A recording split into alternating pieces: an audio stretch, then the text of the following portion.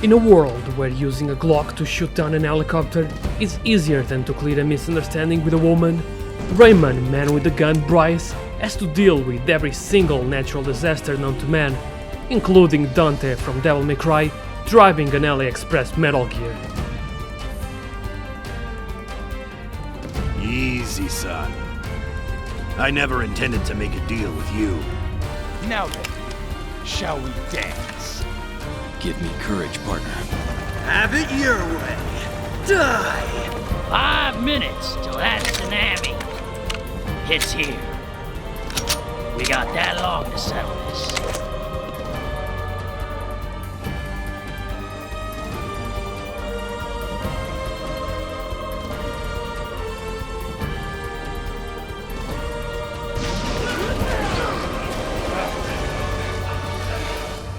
By the developers of the critically acclaimed Xenogears Saga Chronicles, experience all the thrills and chills of Disaster, Day of Crisis.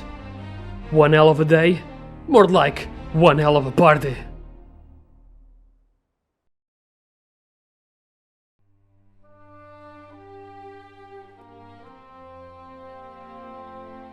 In case you weren't aware, Monolith Soft made these games, which a keen eye might quickly discern how they all share the particularity of being RPGs. Solid is such a prolific company to the genre, diverged into an arcade action game. The very existence of Disaster Day of Crisis is so baffling that I believe a quick rundown on its concept and development is in order, as concisely as I'm capable of.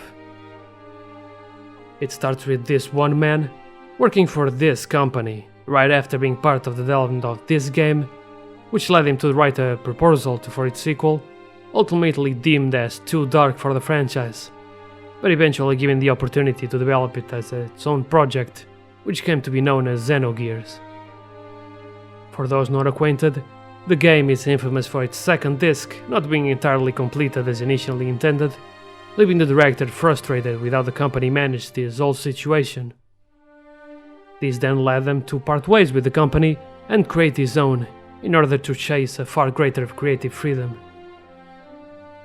But lacking the initial financial support, they partnered up with Namco early on and developed the Xenosaga series as their first project, a sort of spiritual sequel to Xenogears, which the man originally planned to span 6 entire games. Well, we all know that turned out to be. Further projects aside, the merging of Namco and Bandai and its subsequent change in management led to conflicts about creative freedom once more, so after some negotiations, Nintendo stepped in and turned Monolith Soft into one of their subsidiaries, allowing them a better reign over their projects in exchange of helping with co-development of other Nintendo titles, contributing to some of their high-profile IPs to this very day. Following this acquisition, Monolith Soft would go on to develop Somabringer and Super Robot Taisen OG Saga Endless Frontier, both exclusively for the Nintendo DS, with Disaster Day of Crisis following right after. Contrary to the other two, which either released only on Japan or also the US, Disaster only had an English localization to PAL regions. Finally, Europe had another exclusive over the US besides Terra Enigma. Surely that made it up for having to play games at 50 Hz, right? In a certain interview, then president of Nintendo of America, Reggie Body Ready Filame expressed how much he hated the game, which, if it's not fun, why bother? Sounds like a load of bullshit. The final informed conclusion we can take from all of this is that after the partnership with Nintendo, Monolith Soft wanted to try their hand at their partner's upcoming hardware, which put more emphasis on an accessible casual play, ending up with something other than an RPG and further refined by the contemporaries surrounding the development period.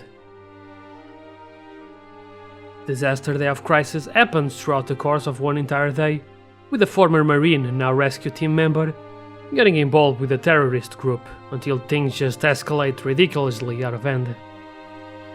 If this feels somehow familiar, it's because the game seems to be largely inspired by the early 2000s American action drama serial 24, in which the protagonist is part of a counter-terrorist force, with each season unfolding throughout a full day in real time. While it might seem like a stretch, The series was actually pretty popular in Japan during its original run, with main star Kiefer Sutherland even starring in several commercials for that one brand of energy food that was also in Metal Gear Solid 3. There's even a recent Japanese adaptation of its first season, and if that wasn't enough evidence, do remember the debacle of my man Hideo Kojimbo choosing to use Kiefer to take over the role of Big Boss in Metal Gear Solid 5. If you didn't know, well, now you do. In this exclusive Japanese interview, several key members of the development team explain how the concept was created almost a year before the launch of the Wii, and how they tried to develop the game in only 9 months, which of course led to disaster. To put it in perspective, with the idea coming around 2006, this means that the Hurricane Katrina, a real-life disaster which happened only a year prior, must have been an important source of inspiration, and at the same time, driving Nintendo of America to pass on localizing a game with such a sensible topic to their region. The developers also explain how that around the last quarter of 2006, they decided to run the game through a major overhaul, as even while rushing to meet the original release date, the game just wasn't that good. While the story and concept stayed largely the same, they still managed to take 2 extra years of development to finally release it, which might have had to do with the release of Super Smash Bros. Brawl, which they also helped with the development. Despite the name, this has no relation to Zettai Zetsumetoshi series, which is known as Disaster Report in the West, but seeing how it originally came out in 2002, it's possible that this also has part in the inspiration, but nothing I can proclaim to be certain. There is an awful lot of similarities between the two, but they are both completely different experiences. For those interested, I recommend to go through this one by themselves, as it's one hell of a ride that is just around 7 hours. But for all of those that can't be bothered, here's a rundown on Disaster, Day of Crisis.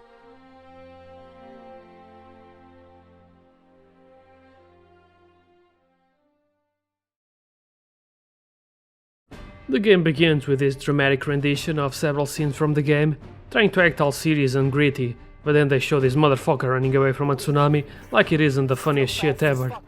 Especially when it's timed so perfectly, 2 seconds later seeing some dudes just sliding across the floor for no reason. This is starting for real. The story has former Marine Raymond Bryce working for an international rescue team, together with his friend Steve, as nothing can go wrong when these two are together. Everything then proceeds to go really wrong as the nearby volcano starts to erupt and both are separated by the chaos that ensues. When it seems like they're going to let you play, you're greeted with one of the most aggressive tutorials of that generation, stopping you at every moment to explain each and every mechanic with a big and bold infographic. Remember how this game was supposed to be an early launch title for the Wii? Yeah, guess what that means. Hope you like Wiimoting every action that the developers managed to shove into this. That might sound like a bad thing, but the integration here is done surprisingly well, foregoing any kind of precise movements, which the Wiimote was bad at even with the Motion Plus expansion.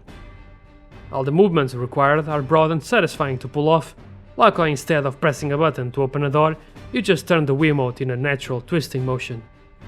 If anything, breaking containers gets slightly bothersome by the end, but at some point you don't really need to do it, because what they drop is mostly unnecessary, as you are constantly stocked full of items. What's impressive is the absolute raw energy when Ray punches stuff, putting Chris boulder punching to shame. If you think punching one rock was impressive, how about spending an entire day punching crates, barrels and doors? And he does it pretty fast too, which makes sense, as sometimes you can find some equally giant food contained within, such as burgers, soda cans, and even watermelon slices. Damn my guy, you're thirsty! Oh, big! You do have a hunger meter that is constantly depleting, urging you to always scavenge for food, but it's so trivial that I forgot about it just minutes later. This is a good example on how the game just doesn't stop trying to be everything at once, even at times attempting to be a platformer. Luckily it doesn't go for it too many times, as the jump physics had to be the strangest thing to ever been put to code and shipped as a retail product. To explain it simply, during the fraction of time when Ray enters in full contact with the air, he enters this reality marvel of an existence where his whole body can slightly apply force to his surroundings, but with the same friction as the slipperiest of the ices. It's definitely weird, and I would even dare to say that experiencing this game is worth it for this alone. Also, there are times where you have to clear your lungs with fresh air, and yeah, that's a mechanic too, which honestly only gets some real play when you go through Silent Hill, but more on that later. After meeting up with Steve once again, celebrations are cut short as both of you are interrupted by the QTE tutorial. I have to say, if the original Bayonetta is the hardest in the spectrum of quick time events, giving barely any time to react, then this has to be the complete opposite. You have a 5-second heads up every time it happens for critical situations, so you got no excuse here. Unfortunately, Steve fails his QTE and breaks his leg in the dumbest way possible, so when he figures out things are not looking great for him, he asks Ray to take care of his precious compass and deliver it to his sister, Lisa, in case something goes wrong. Steve then proceeds to be projected off the mountain, leaving them both dangling for their life, until Steve decides it's time to traumatize his friend by explaining how he can always save everyone, right before he sacrifices himself.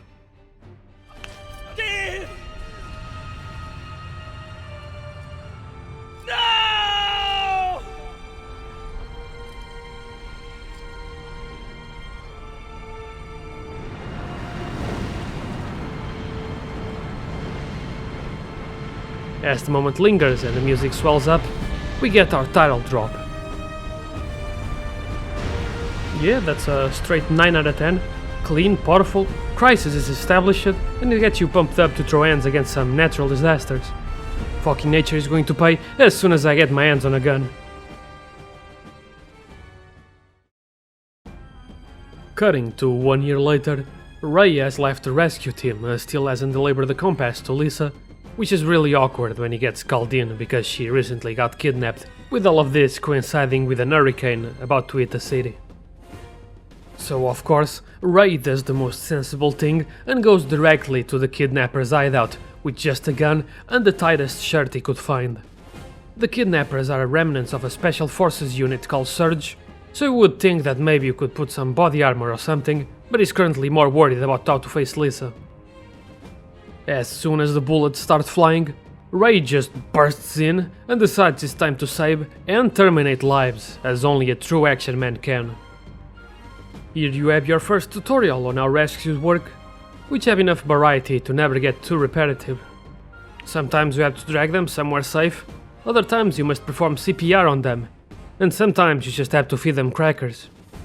In total, there are 45 people to rescue, and as you go along rescuing those peeps, Ray's max health goes up, so that's a nice reward. Plus you also get some SP, which you can spend to level up Ray's stats to make this day a little easier. When you get to the second floor, you are introduced to the highlight of the game, the rail shooter sections. Ever played Virtua Co-op or Time Crisis? Then you'll be pretty comfortable in here, as the gameplay is pretty much like that. You got your standard infinite bullets handgun, plus 3 other weapon slots. These can be equipped by weapons you get by completing certain tasks, plus you got an entire tree that you can buy your way to cooler weapons and make them even better by upgrading them. Besides that, it's pretty run-of-the-mill. Ducking for cover, reloading and shooting special spots for extra bonus points. You can also temporarily concentrate to deal double the damage, so you get that difficulty angle of trying to zoom in just at the right time without spending all of it. When you get to Lisa, she unfortunately recognizes you, and before you get the chance to explain yourself, this random dude just starts shooting at you during an earthquake. She then gets taken away again, and more misunderstandings ensue, as for some reason, she thinks that it was Ray that killed her brother. Gotta leave the thinking to later, as the building is now collapsing, and you have to run and shoot your way out of the situation.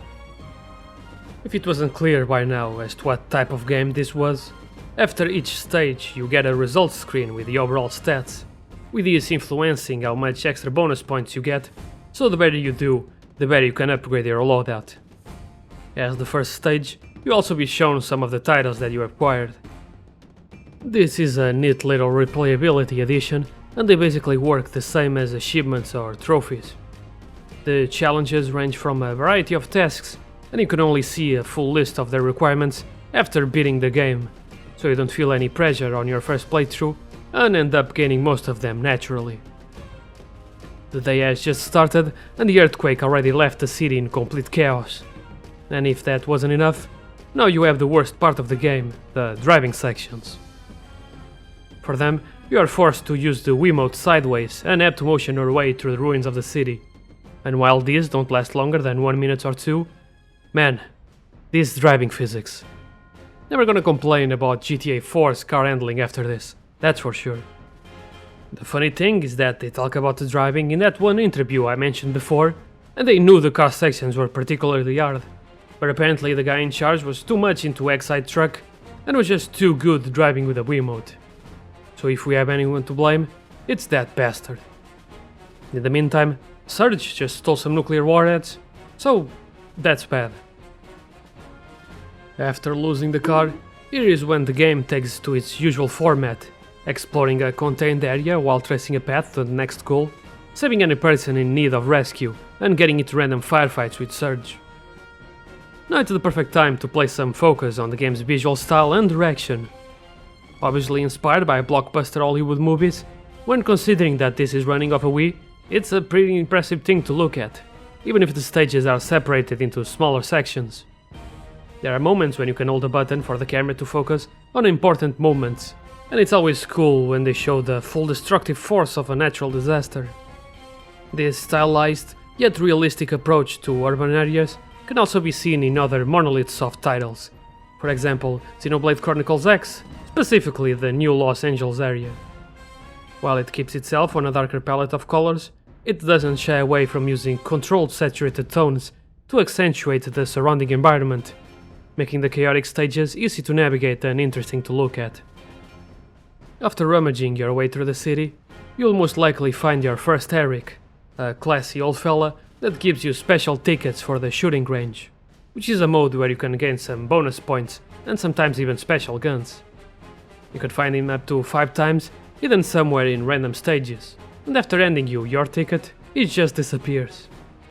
I would comment on how weird it is, but seeing how big the barrel burgers can be, it's best just to move on.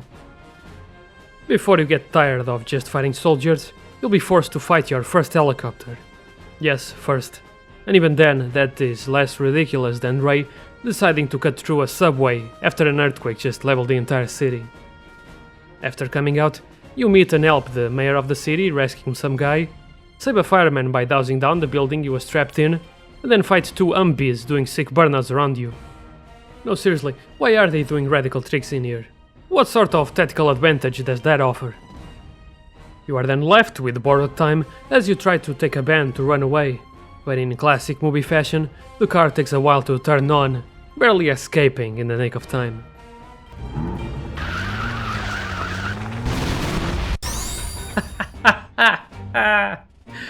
This fucking game. Luckily they spare you of another driving session, cutting right into Ray getting stuck inside the burning park, where instead of having everyone jump over the bus covering the exit, you have to go around recruiting people to push it before the fire tornado gets close. Yes, the fire tornado. Holy shit, look at that! That has to be the most honest reaction in this entire game.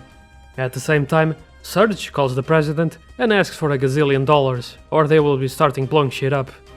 Yet somehow, that isn't as bad as the next driving section. A tsunami is about to hit the city, but Ray has no time for that. And you've seen him run before. He cannot pace a handful of water, no problem. If it wasn't for one of the captains of Surge, whatever his name is. Of course, he gets what was coming to him, but because this is a Japanese game, Ray doesn't actually kill him, and instead leaves him on the bridge for fate to take care of that. And at the worst driving section of the game happens. Everyone tries to do that one Sonic bit, but no one ever actually succeeded. Who knew driving with motion controls without being able to see what's in front of you was an awful idea. Unfortunately, this is the part where the game retraces some of its steps, as you have to go through the subway once again, putting out fires only for it to be completely useless as the tunnel just floods completely by the end. Without a moment's rest, Ray is caught once again by an helicopter, which not only he managed to outrun, but also shoot it away. A real trivial matter when just seconds later, he finally has to skedaddle away from a tsunami by foot. The helicopter somehow hits shit super hard, Ray gets washed away into a new minigame, not once, but twice, takes a break by saving even more people, has a firefight with the surviving helicopter pilot, only to get thrown yet again into the drink, and wash into a shore of a park outside of the city. Wow, so this is the strength of a man who uses 100% of his brain, and instead of consuming coffee, takes on a strict intermittent fasting diet of nothing but giant burgers and watermelons, solely based on when he can find them. I love it. After providing a helping hand to the locals and updating the mayor on nuclear terrorism, you gain the keys to a new vehicle by saving someone from cardiac arrest. I never learned how to drive stick shift, but how hard can it fuck? The president is also not taking any of this very well, and you probably wouldn't feel much better if you knew how this one dude wearing the terrorist shirt just strolled right into the terrorist base and decided to just bluff his way through the situation to see what would happen. Of course, he managed to bond with the colonel in charge of the operation over natural disasters, because fuck it, why not? Volcano then erupts, shit happens, and now Ray is back to shooting his way into saving Lisa. Like a lot of shooting. This is the longest piece yet, where he's just shooting back to back. Just when you're about to make some progress, the second in command, Major Evans, steps up to stop Ray from further interfering with... Wait, is that Dante? That unfortunate event, and your meddling have ruined a very carefully laid out plan. This party's getting crazy. Let's rock. Holy shit, it really is. Okay, so you have a firefight with Dante, and it's pretty cool, but you're both interrupted when lava flows inside the building, and you have to run away. Unfortunately, by a car again. Fuck! God damn it! Shit! Okay, at least that's over. Fuck!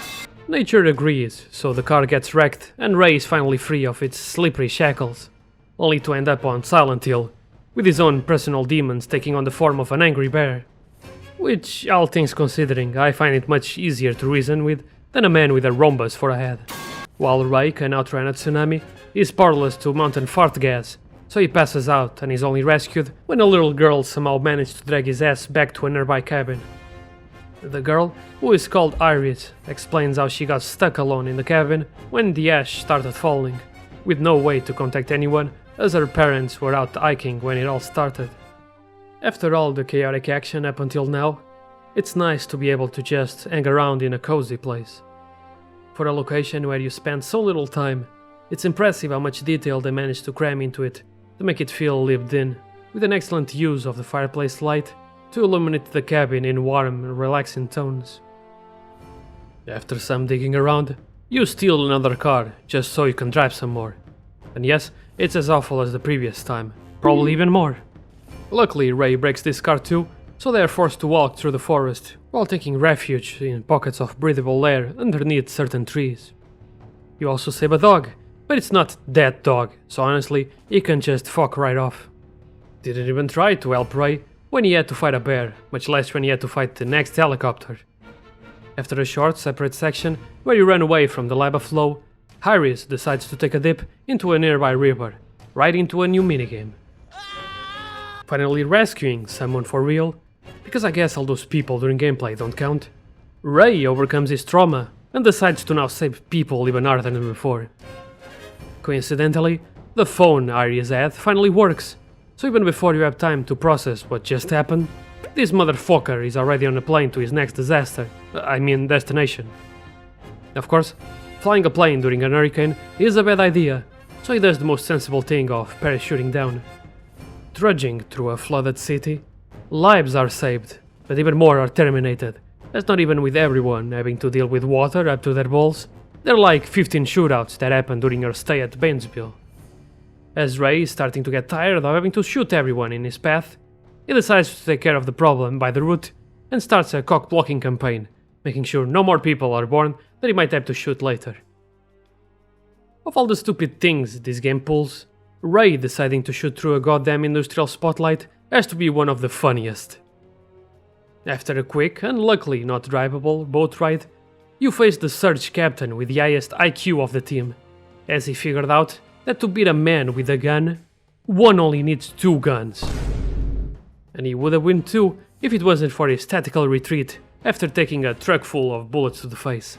This has him lead you right to their new church base, which you would think Ray would be at a disadvantage. if they combine the powers of God and anime to their side, but they don't fully tap into that in here. The exact same thing that happened in the previous space happens once again to such a ridiculous extent that everyone gets a bit on edge when the Colonel just decides to call it all off. Tension gets to a new all-time high, shots are fired, and order is restored. Was it not for Dante getting a massive boner for natural disasters and deciding to take over this whole terrorism business? Ray is stuck in the basement when the flood starts revving up, so he just bursts out of there and rushes to the church, just in time to save Lisa, but not before some shooting and first-person swimming, finally saving her from all of this mess.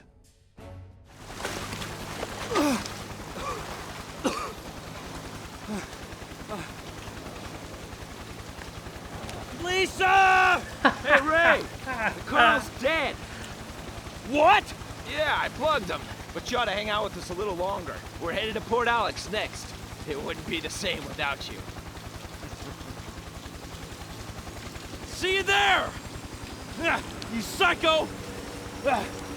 How is this game even real? Why didn't he just shoot him with the gun he's carrying in every previous cutscene? Wait, if we left through the window and the water was like this, then it was like, how did this happen? When the hurricane finally hits it big with the city, is when Ray decides to go for a drive, and a pretty awful one at that. Like the game wasn't silly enough, now Dante is really getting into it by taking random sniper shots just for the laughs. This might seem a tad late to talk about, but it was only around here that the lack of a second analog to control the camera was really needed, especially when you had to traverse some slippery bridge, all being pushed by strong winds.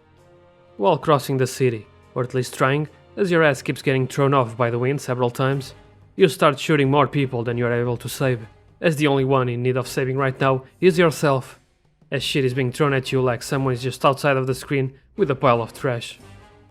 Some more ridiculous over-the-top bullshit later, and Ray walks right into Dante having the biggest boner over this whole situation.